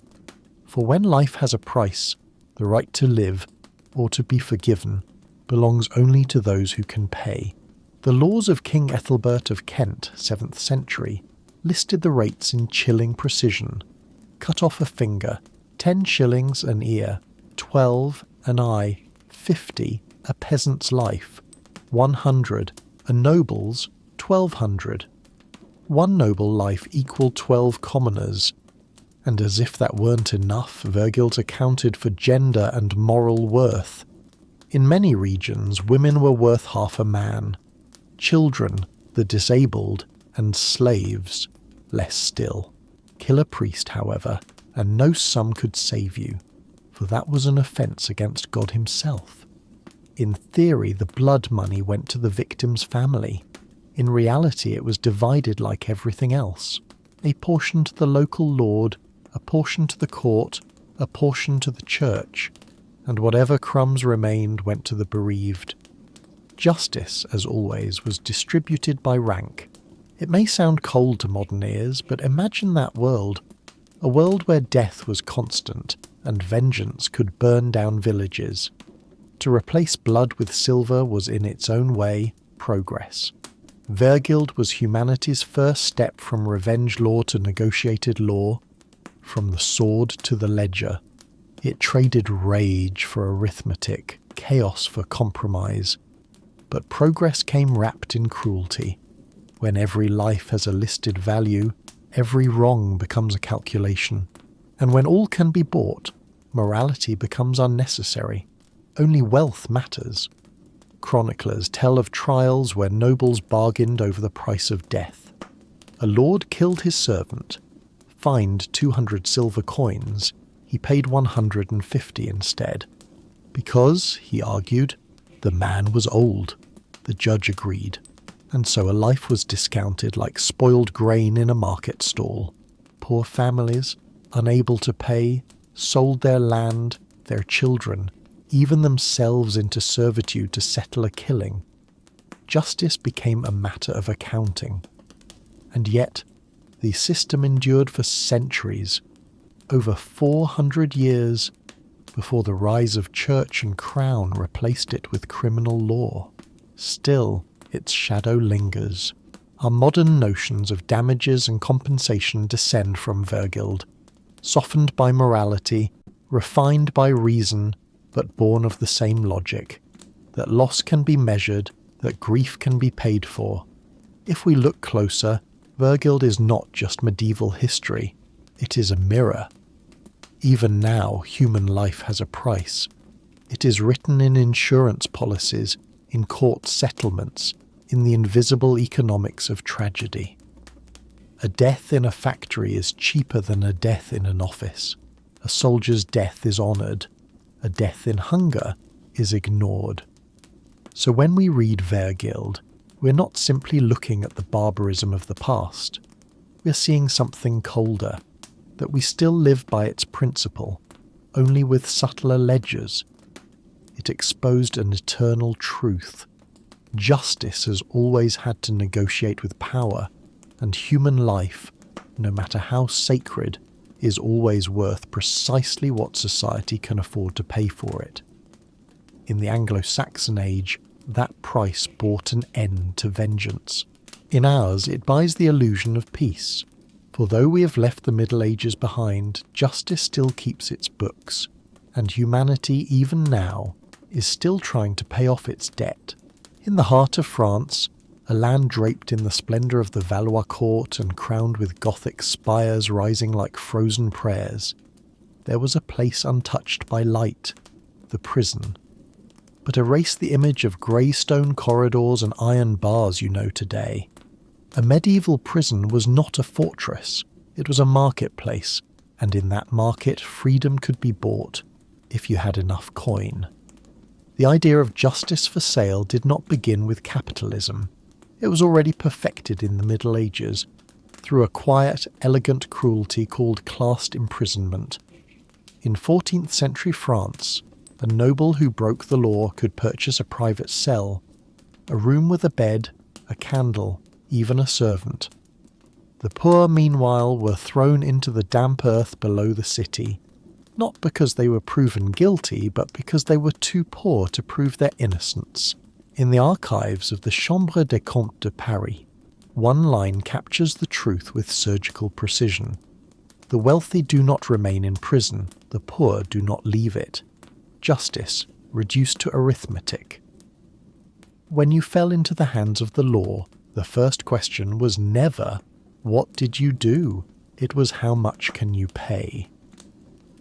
A medieval jail was not meant for correction. It was a holding cell, a waiting room for trial or ransom. But because trials could last months, even years, the poor starved, rotted, and died long before a verdict was spoken. The wealthy, meanwhile, waited in comfort. A noble accused of treason or embezzlement might stay in a prison apart, a separate prison, furnished with a writing desk, a fireplace, even visiting hours, a prison where tea was served. Across the Channel, things were no better. London's Fleet Prison ran on a system of public tariffs. Inmates paid rent for their cells. Those who could not pay were sent to the lower floors, where rats, sewage, and corpses shared the same space. A ledger from 1381 even lists a charge titled "Fee for the Air," the right to open a window as sold by the hour. They said justice was blind. In truth, in the Middle Ages, justice saw perfectly well. It saw money. A whole profession grew around it. Brokers of freedom, men who negotiated with jailers, bribed wardens and upgraded cells for gold. In Paris, a rich prisoner could move from the dungeon to a sunlit chamber with a single purse of coins. In Germany, noble prisons were called Gnadenturm, Towers of Mercy, a beautiful name if you forgot it was mercy for sale. For the poor, there was only one release: death. Not by execution, but by silence. No lawyers, no records, no one to speak their name. They simply disappeared, untried, unmourned, unburied. One anonymous Parisian prisoner scratched his confession into the wall with a nail. "Here, my crime is poverty." That single line remains the most concise summary of medieval law ever written. Nor was this unique to France. In England, under Edward III, nobles could be imprisoned in their own castles, a velvet captivity where they read, hunted and entertained guests. Real prisons were reserved for the commoners, those too base to deserve confinement in comfort. Thus was born the strange ideal of the prison of honour. Punishment gilded by privilege. All of it revealed the same truth. Medieval justice existed not to protect humanity, but to preserve hierarchy. The law did not ask if you were right. It asked who you were. If you were a noble, your crime was called a mistake. If you were a peasant, your mistake was called a crime. When prison became a shop for forgiveness, it ceased to be a court of law and turned into a cathedral of transaction. You paid for your life, as if even the soul could be bought on credit.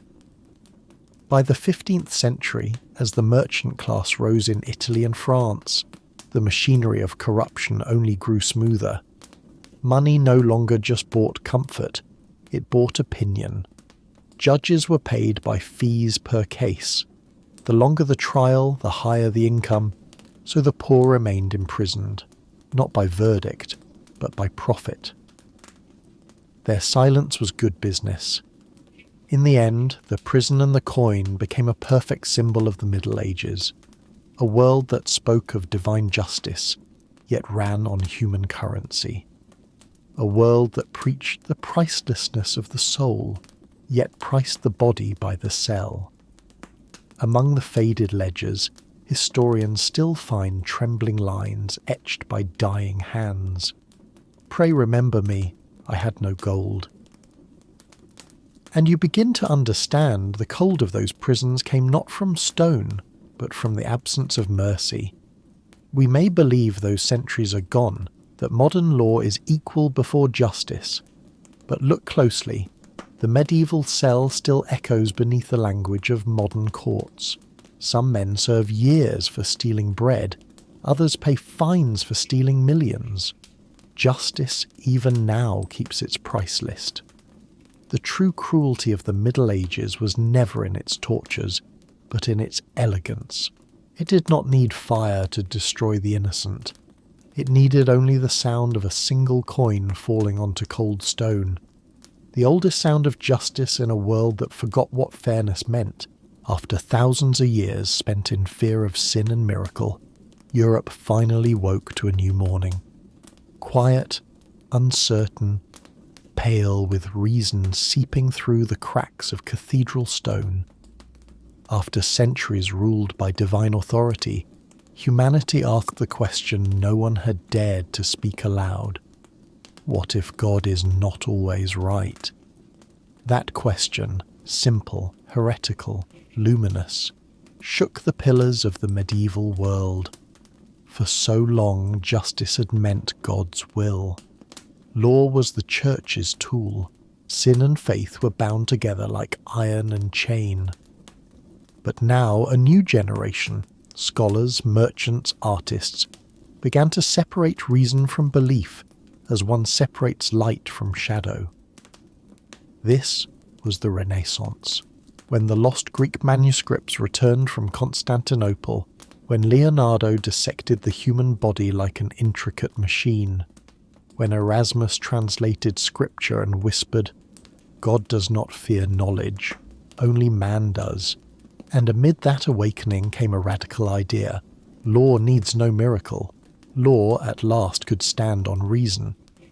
From the Italian city-states to François Fesser's France, to Henry VI's England, a new world of secular law began to form. Codes written by humans, not dictated by heaven. Courts separated from churches. Judges ceased to be priests, and criminals were no longer called offenders of God, but disturbers of order. It was a quiet revolution, yet it changed everything. Justice stepped out of the sanctuary and onto the street.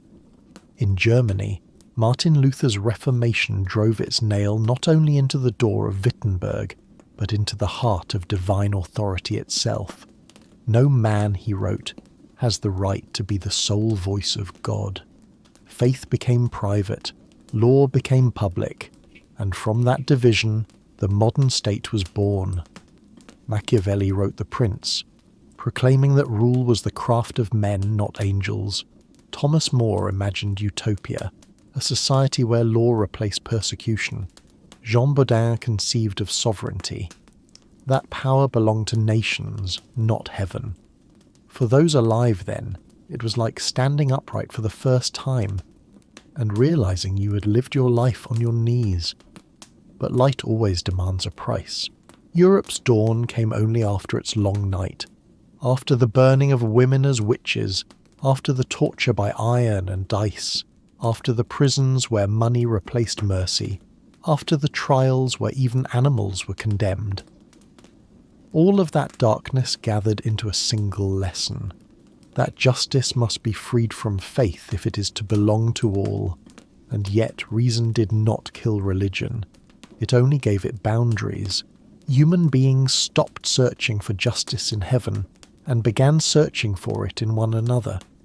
They built constitutions, parliaments, written law, replacing revelation with discussion. Justice ceased to be a miracle. It became an art, the art of living together. Still, The people of the 16th century trembled. After so long believing that God decided all, they now faced a vast world with no voice above to guide them. Freedom came with loneliness. Knowledge came with doubt, and doubt for them was its own kind of hell. From that trembling came the world we live in, a world of reasoning courts, of evidence, of human rights. But the memory of the Middle Ages never vanished. Whenever we are afraid, we still long for the comfort of blind certainty. That is why the birth of reason was not a triumph, but a fragile awakening, a child of light still haunted by dreams of the dark. Humanity never escapes its past in a single day. We only learn to live beside it, to name it, to keep it from swallowing us again. Reason, in the end, is not just knowledge, it is protection. A small flame we guard against the storm of our own superstition. Look closely, and you'll see. The light of the Renaissance did not come from art or science, but from one defiant gesture, the act of asking a question. That act remains the foundation of every freedom we have. What if God is not always right? Or in our modern tongue, what if power, faith, and tradition can all be wrong? Then who is responsible? The answer has never changed. We are. That is the true meaning of the birth of reason. Justice is not a gift from the divine. It is a fragile construction built by human hands and defended each day against fear and ignorance. So when the night of the Middle Ages finally closed and the morning of reason began, what mattered most was not the light itself, but the darkness that forced us to strike the first spark. And when we look back at God's courts, at the trials of animals, at the prisons where coins replaced mercy, we see that the Middle Ages were never just history. They are a mirror. They show us that humanity, in every century, still wavers between faith and thought, fear and freedom. Their absurd laws, the mouse on trial, the cursed bell, the burning of the different, make us laugh now. But listen closely, and you will hear the echo of today. Fears disguised as morals, injustice dressed as order, the weak still asking permission to exist. The Middle Ages never truly ended. They only changed their shape. Yet history offers us one mercy. Each generation may rewrite the meaning of justice. The medieval mind believed truth came from God. We have learned it must be built from reason, compassion, and the courage to doubt. For if anything saved humanity from the long night, it was not miracle, but the simple will to question. And perhaps that is the gentlest message history leaves for you tonight, that even in a chaotic, unjust world, you live beyond the Middle Ages.